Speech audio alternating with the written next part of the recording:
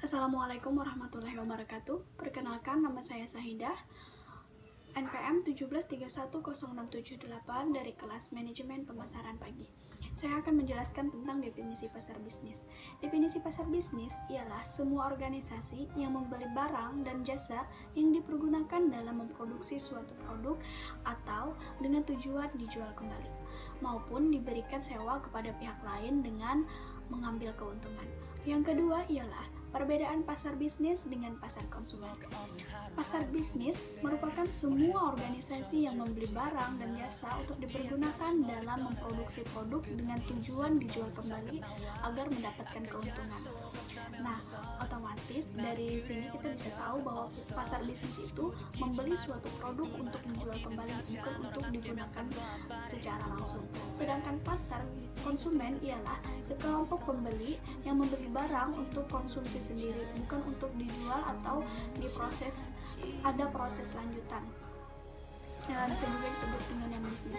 Nah, jadi ya untuk pasar konsumen berarti kita di sini bisa gambarin ya bahwa pasar konsumen itu bisa saja pasar yang seperti kita temui biasanya untuk ibu rumah tangga yang belanja itu kan belanja produk rumah tangga yang mungkin akan digunakan secara langsung tanpa dijual kembali. Yang ketiga, langkah-langkah dalam proses keputusan pemilihan bisnis. Langkah-langkahnya sendiri ada 6 langkah. Yang pertama ialah pengenalan masalah. Apa sih pengenalan masalah? Secara sederhana, sebelum pembelian terjadi, pelanggan harus punya alasan berpikir bahwa apa yang mereka mau berbeda dengan apa yang mereka miliki. Nah, yang kedua ialah pencarian informasi.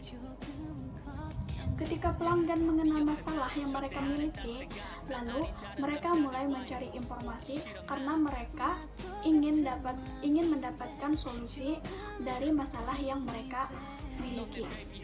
Yang ketiga ialah evaluasi beberapa alternatif. Nah, di sini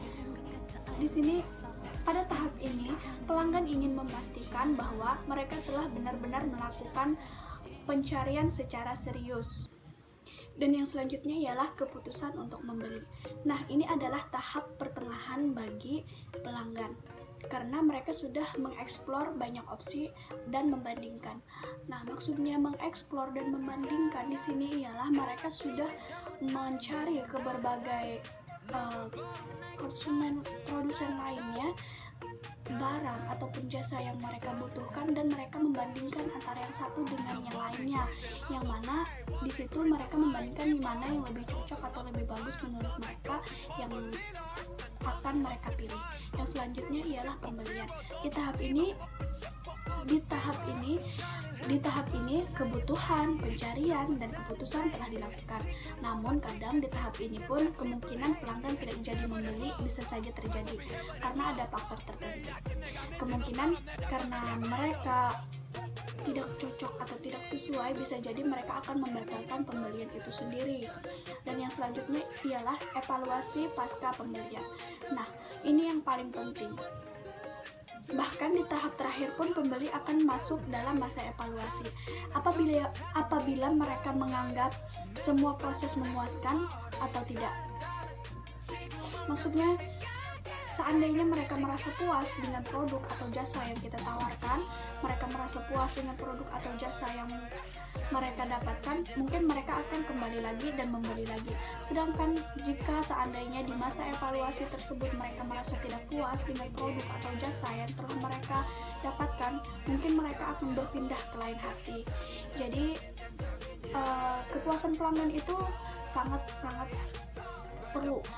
Nah, di sini saya akan menjelaskan yang terakhir, yang keempat ialah cara pembelian lembaga dan pembeli pemerintah membuat keputusan pembeliannya. Di sini sebenarnya ada beberapa cara, saya akan menjelaskan cuma salah satunya. Yang pertama ialah cara pembelian pemerintah sangatlah khusus dan spesifik dengan tender terbuka maupun negosiasi kontrak yang menjadi karakter sebagian besar pembelian. Nah, di sini kita bisa tahu bahwa pembelian lembaga maupun pemerintah itu selalu disertai dengan adanya kontrak. Dan yang kedua, pembelian pemerintah juga cenderung membeli produk maupun jasa untuk keperluan tertentu seperti pertahanan, pendidikan, kesejahteraan umum, maupun kebutuhan umum lainnya yang beropsi di bawah pengawasan Kongres dan berbagai lembaga pemerintah swasta lainnya. Cukup sekian yang bisa saya sampaikan. Mohon maaf jika ada kekurangan dan kesalahan. Saya sudahi, wabillahi taufiq wal hidayah. Wassalamualaikum warahmatullahi wabarakatuh.